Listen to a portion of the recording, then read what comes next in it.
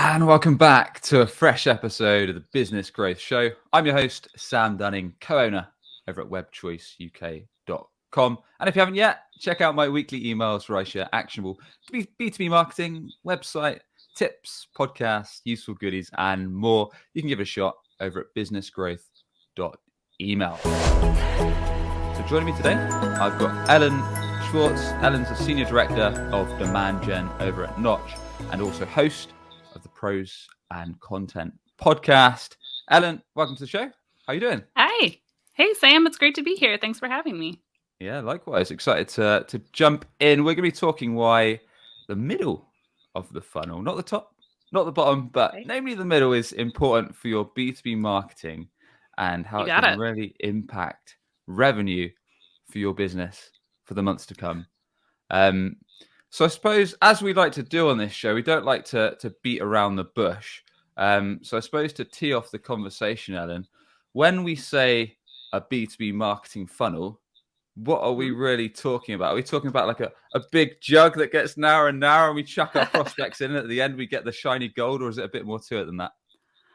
There's, of course, going to be a bit more to it than that, but I think everybody wants it to look like what you described. Everybody's really excited for it to just be one straight line right across where they follow exactly the steps you've laid out for them.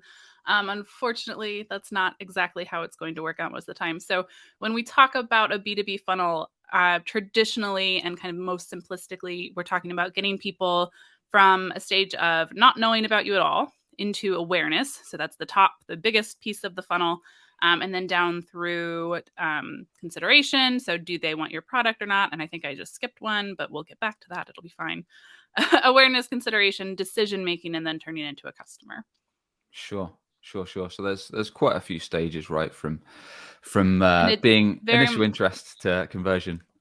Exactly. And it very much depends on, there are many versions of a funnel out there, but that's the gist of what we're going to talk about today. Yeah. Looking forward to jumping in. And would you say, because everyone, like, you only have to go on your LinkedIn feed to get some B2B marketer's opinion on how the funnel works or what the best strategy is to actually convert prospects from initial first seeing your brand, let's say for the first time, right through to becoming a qualified demo or quote opportunity through to one business and revenue. Is the path linear? Because you've only got to look at a few articles like from the HubSpot blog or otherwise, and they'll tell you there's this specific path that people go down from initial interest through to converted customer. But certainly from my own experience of running sales calls, it very rarely goes smoothly, right? It's never like stage 1, stage 2, stage 3 done. Right. You know, someone shows up your website, they understand the signposts, they move on. They go straight to being a customer, just like you intended. No, it's not usually a straight line, unfortunately. I think having that line there, having that funnel there is nice to help you guide your thought process. And I know a lot of marketers align their content to those stages of the funnel, making sure you've got plenty for the awareness piece to get everybody in, making sure you've got something that pushes them to convert. I like to say it's a lot more like a plate of spaghetti. Someone's going to show up, they're going to come out, they're going to kind of loop back around, they're going to have learned something else about whatever your topic might be, they're going to need a refresher course, so they might look like they're skipping from I'm about ready to buy to nope, never mind, tell me a little bit more about you. So there's just not going to be, that's not the way humans work. It's very rare that we say, yep, I'm here, I'm ready to go, here, I'm going to buy your product, especially in B2B and especially in SaaS, right? Like there's just so many variables that people have to consider. And I mean, you even have multiple people in there a lot of times, right? Like your whole buyer's committee is not typically one person. Unless you've found a unicorn who's both holding the budget and making the decisions on your software. Like, I don't know that person exists very often. And if they're doing their job, they are considering multiple products. So they're putting you up against lots of things, trying to get as much knowledge as they can before they even talk to a salesperson. Definitely. And I suppose that it gets more and more complex, the more detailed, the more technical and the higher price point of your offer, whether it's SaaS, whether that's a service. And then naturally, like you said, the decision-making timeline is going to increase. The amount of people involved in the decision process is going to increase. Therefore, this is when this cycle from initial awareness and interest to close customer can, like you quite rightly said there, can be more like a bowl of spaghetti rather than just a linear straight line that you'd hope would be a few days, or at least most sales reps would, when it could take months or even years. Exactly. Yeah, exactly. And that's what we're starting to see at Knotch too, is that these customer journeys can be days, or they could be months and months and months. The longest one that we've seen in our own data was like over 300 days, which is close to a year. But and yeah, even if I think what you mentioned there too, it's like it could just be a high consideration product. Think of buying an engagement ring, think of buying a house, think of the like going on a really nice vacation. If you're thinking about all these things, you're not going from I'm ready to go on vacation to I know exactly where I'll go with one Google search. You're not quite ready to do that. You kind of want to know what else is out there and understand if it's the right fit for you and does it meet the needs that you need for that vacation. So there's a lot that goes into it, and that's a lot of what B2B marketers have to consider when you're making all of this content. Did you get everything that they need to, your SEO? I just had an awesome conversation with a guy named Kevin Indig. He's formerly from Shopify, like all these places. You'll find him on LinkedIn talking about SEO, but tying that to growth even. And that's like usually considered incredibly top of funnel to even just bring people in. So it's all something that you need to be tying down to conversion, but it's all something that you need to be considering there. How's that for terrible advice? You have to consider one thing very specifically, but you also have to consider everything. Consider this, then all of this. No, I can relate. Like I've got a very similar example. Like for this show, I just upgraded.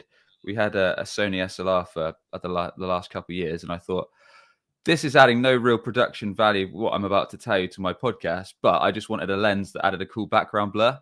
So I was like, there's no real need for this, but I'm going to spend $300-400 on it because I think it looks cool. And therefore, I spent the next month or so researching, looking at reviews on YouTube, finding out that the Sigma lens was the one wanted. Then I was still unsure, so I read some articles on it. Then I read some more reviews. Then I talked to some people that I knew on LinkedIn that had a really cool setup, and then they advised me on the lens. And eventually I took the plunge and bought it. So it was very unlinear, skipping back and forth across different channels, different mediums, and then decided to invest. Yeah, that's a perfect example. And think of how many times even you skipped back and forth to the Sony website, right? Like it wouldn't have been that you in one session moved from the like what is a camera down through to which one is the right one for me. You would have said, okay, what does Sony have available? Gone out and asked all of your buddies and then come back. And so something like a traditional analytics is really going to be difficult to track you. I mean, you can kind of see like there's plenty of things out there, right? But when it comes to just like a single session, which is what you typically get with a lot of these web analytics, it's like, well, here you are, but you left and came back. So that started a new session. They didn't necessarily catch that, perhaps the first thing that brought you in was a really great ad. But now you're back because you've come in from LinkedIn. So bonk, reset. Yeah, for sure. It's hard to get that. Yeah, completely agree. I mean, as people are all quite fickle, right? And when you combine that with investing in something that's possibly going to have a huge impact on your company, possibly put your job on the line if you get the decision wrong, plus you've got to get the approval of your peers, your colleagues, then there becomes a lot weighing on these kind of decisions. So making sure you make the right move is critical. Exactly. With that said, is there one piece, like one part of the B2B sales funnel or marketing funnel that you think is the most important? I mean, everybody wants that conversion, right? Like everybody wants you to go click on demo. Everybody wants you to buy. But I would say that it's something that people know that you have to focus on the entire thing. It's just been really difficult to do. So a lot of emphasis has been put on the bottom of the funnel because that's something that is really easy to track. It's really easy to look at that demo form and say, we got X number of people to come in this month, this quarter, this week sometimes. It's less easy. And it's easy too, I would say, for that first touch. You can see your source traffic. You can see a lot of times Salesforce has that first attributed campaign that comes in and says, this is the first thing that they interacted with us where we could see who they are. And that makes it difficult for you to know what to optimize in the middle because there haven't been really the analytics or the tools that really show you how they got from first touch to last touch. And that's something that's been super frustrating for me as a marketer because I've always kind of played in this middle space. I've hosted lots of webinars and I've been doing the email nurture programs, kind of that jack of all trades SaaS marketer to where I'm not SEO and I'm not the person who's booking the demos. I'm not the person who's hosting the demos. I've always been that person who's sitting there saying, well, I think this is something that's important to our audience. We need to make sure it's out there.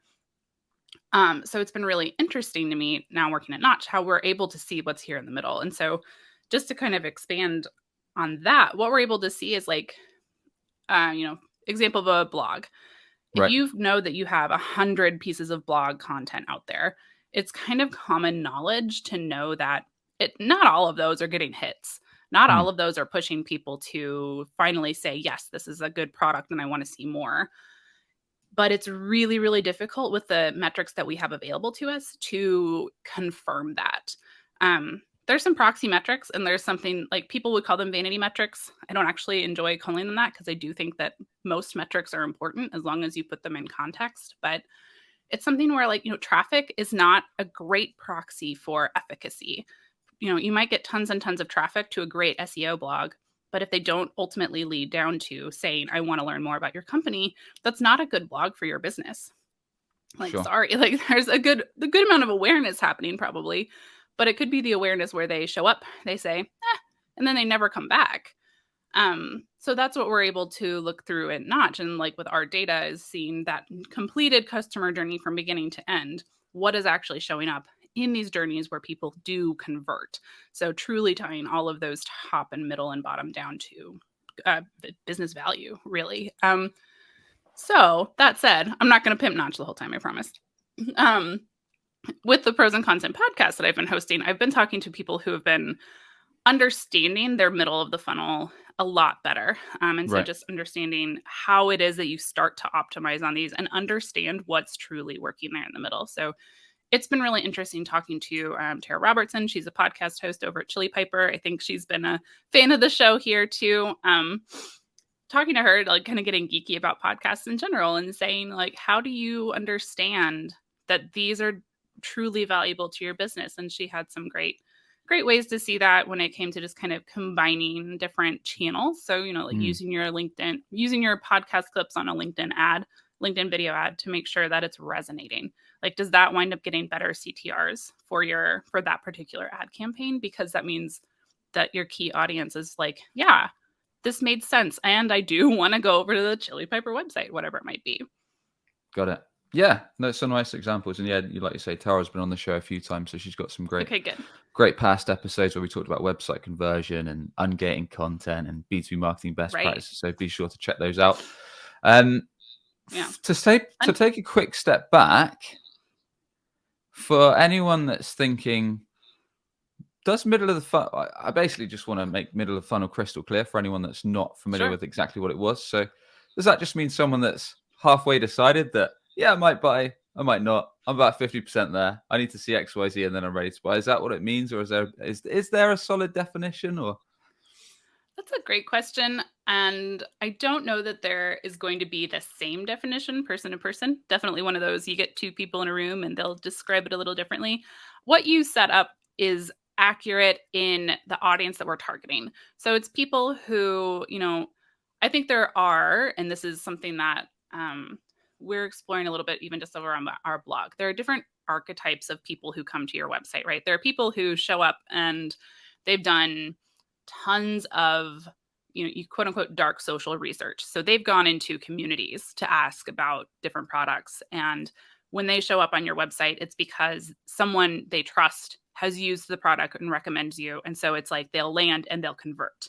So that could be one journey that people wind up going on kind of from the middle. But more likely, there's going to be a whole bubble of an audience that's just kind of not motivated just yet to get there. So it is those people who, they've made it past awareness. They're very much familiar with your industry, but they're not to the point where they're ready to convert. And that's your job then as a marketer, is to create that demand for your product, but then also to create the demand in a way that they say, oh, this is a need to have, not an interesting to know about or a nice to have. Yeah. Long-winded way, I think. There's probably a more official definition out there. But I like the last line especially.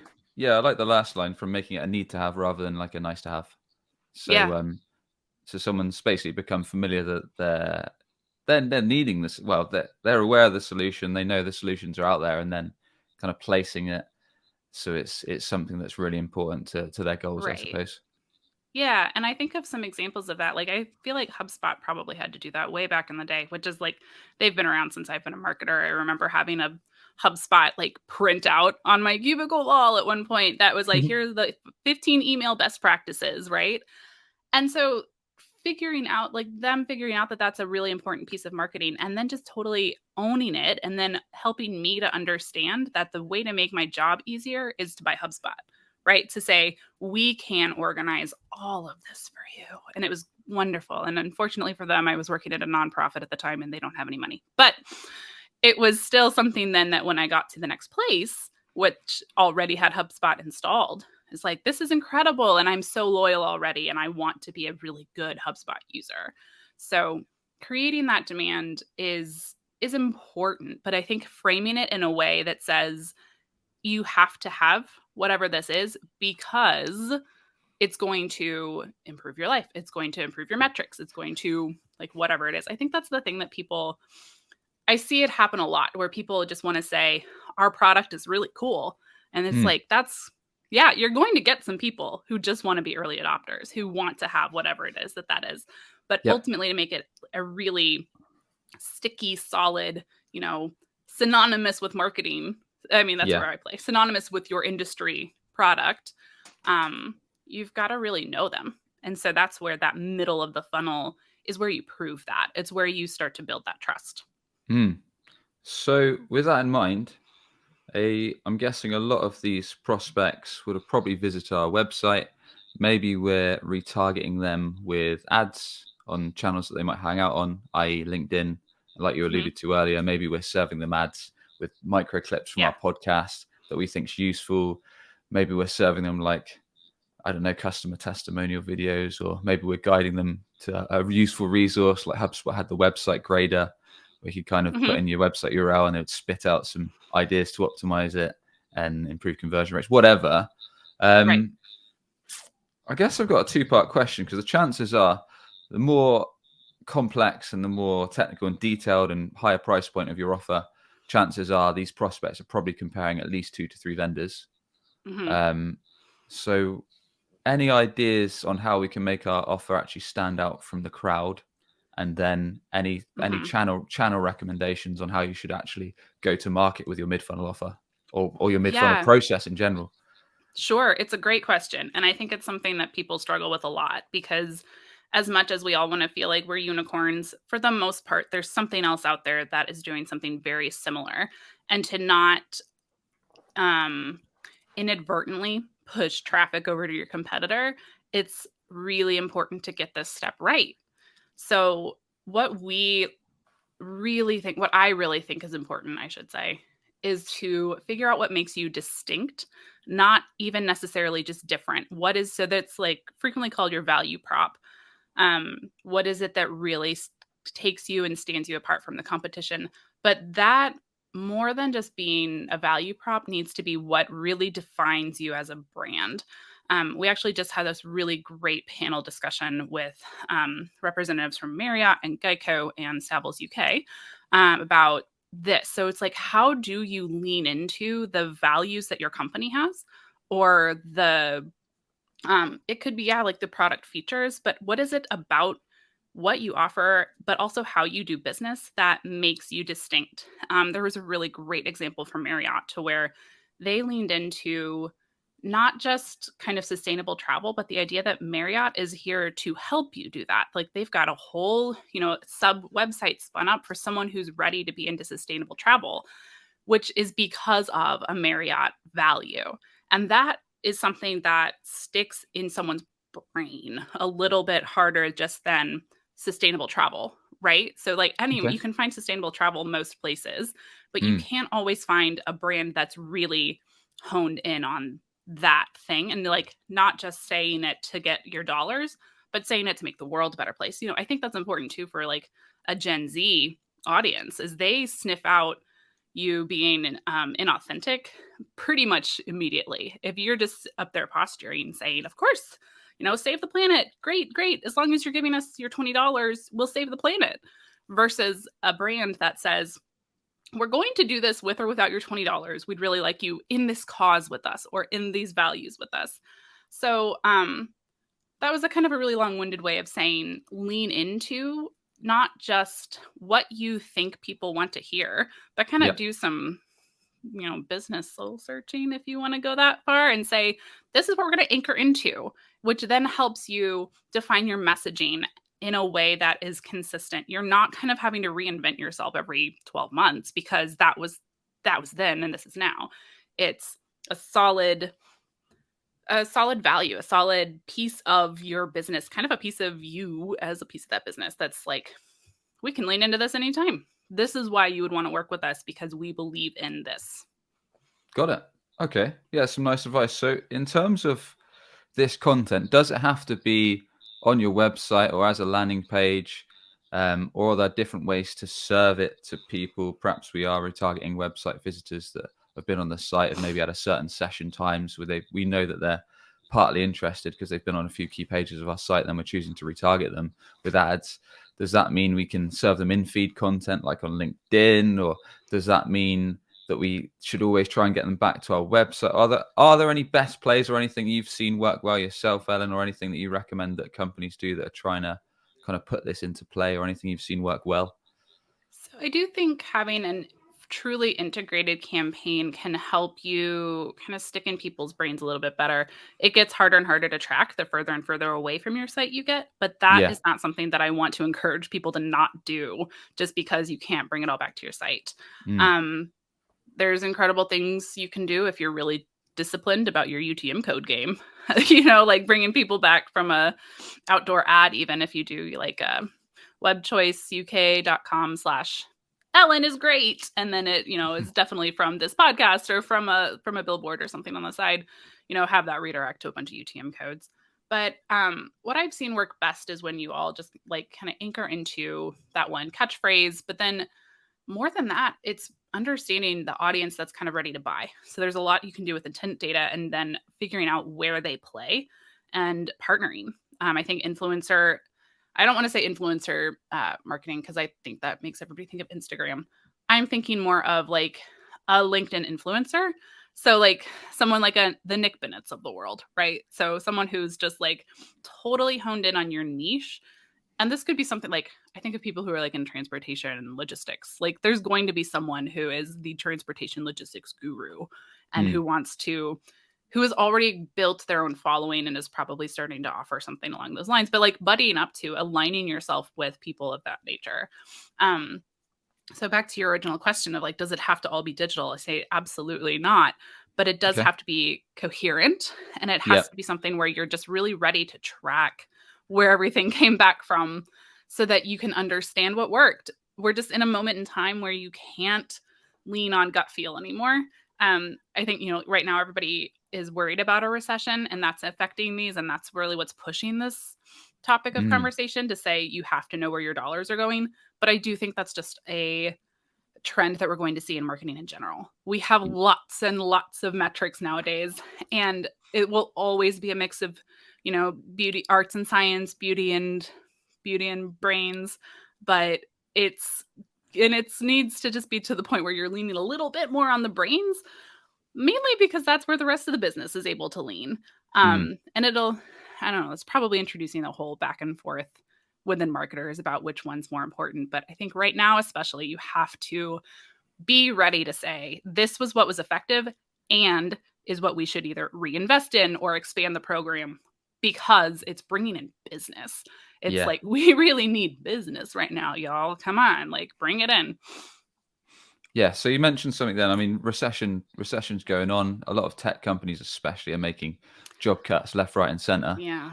Funding's becoming harder to get. So if we're a marketer trying to propose a mid-touch and mid-funnel offer, any tips for how we can, I suppose, get buy-in from the C-suite, but also for those type of signals that we should look out for to then prove that this concept is actually valuable and it's working and it's contributing towards bottom line and revenue? Yeah.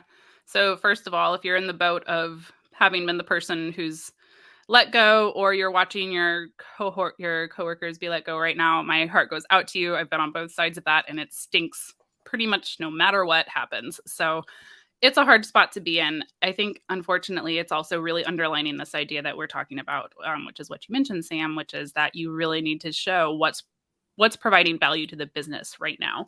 Excuse me. Yep.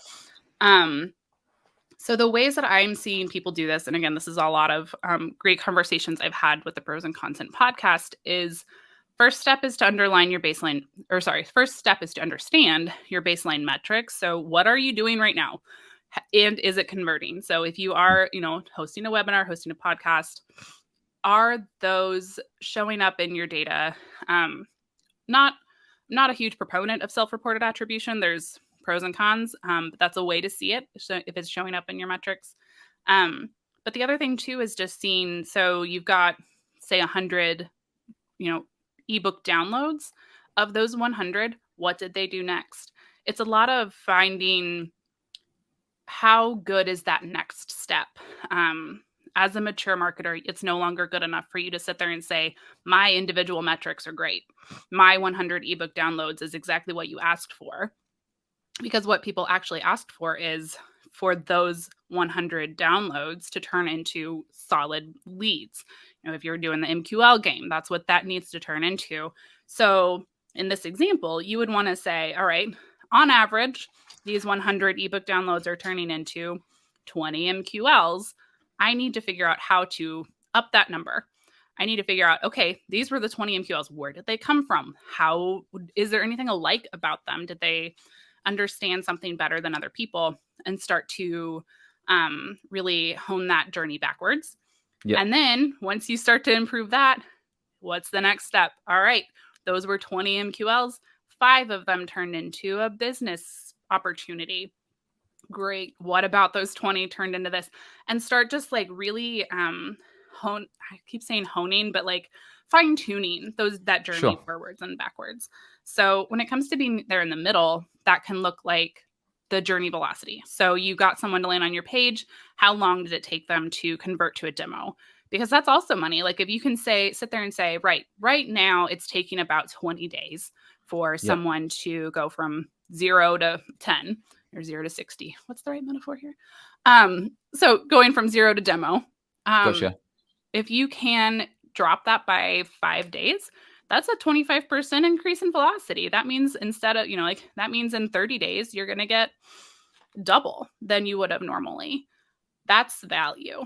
That's something that you can show. I've figured out how to really put these steps in the most efficient way or guide my audience along a really efficient, a really efficient journey. Nice. Well, that's one example. Yeah. That's great. I mean, ultimately that's probably the word velocity.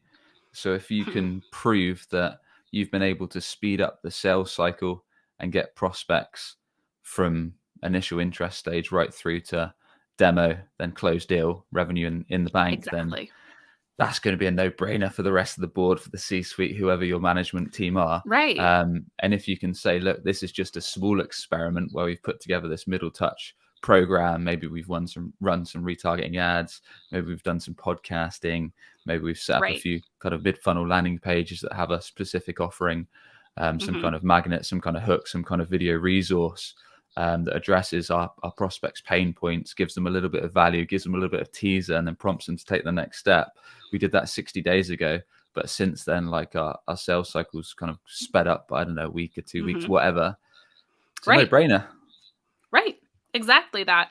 And that's part of what understanding the full journey can do. I love, like, the example you gave, I think is great, to where it's like we started serving them video ads at a certain step. That's what, if you can see that full digital funnel, you can start to really optimize that and say, we noticed that people go from, intro blog post A, but then they go and they say, okay, but I have another question. I need to understand what that word means. They're constantly clicking on this definition that we provided. All right, so start putting that definition in the copy, right? Like do a little call out box so that you're not losing them on that page. And then, make sure then that if the next step that they do after that is to go watch a video, say, hey, click here to watch a video. Make it stupid simple, because that's what you need people to do, is to spend as much time on your site with you, building that trust, building that authority on the topic. So it's something that, like I said, kind of just that full funnel view, to kind of bring it back to that top question you had, is important, because that's what you're trying to optimize. That's what you're trying to really just get in as straight a line as possible, knowing that you're never kind of going to succeed, but at least helping them go from step 1, 2, 3 faster, easier, whatever that might be. Nice one. Awesome. Well, then, look, appreciate you coming on. Appreciate you sharing ideas around all the stages of the funnel, especially the middle section. So with that, please do tell us more about how everyone tuning in can learn more about yourself, connect with you, and a bit more about Knotch. Yeah, and thank you, Sam. This has been a really, really cool conversation, so I appreciate you inviting me. What I would love people to know is that, as you mentioned, I run the Pros and Content podcast, which is also for B2B marketers, specifically demand gen, growth, digital marketers. As mentioned a few times, I'm talking to them about what are they doing, hanging out in the middle of the funnel, how are they understanding how to optimize that for business growth. So really tying their work down to that bottom line. So lots of really practical advice there. Would love to see a few of your subscribers check us out. That would be really, really, really great. So that's Knotch with a K, Knotch. You can find me on LinkedIn, and you can find Knotch on the internet. So there you go. I'll put all those links in the show notes at businessgrowth.marketing. Awesome. And with that, thanks once again, Ellen. Enjoyed the chat. Yeah, thank you, Sam. No problem. As always, if you enjoyed today's episode, a quick rating or review on Apple Podcasts goes a long way. Or if you're on YouTube, a subscribe is appreciated. And we shall catch you on the next one for more no BS, actionable B2B marketing tips. Grow your business, grow your bottom line. See you soon.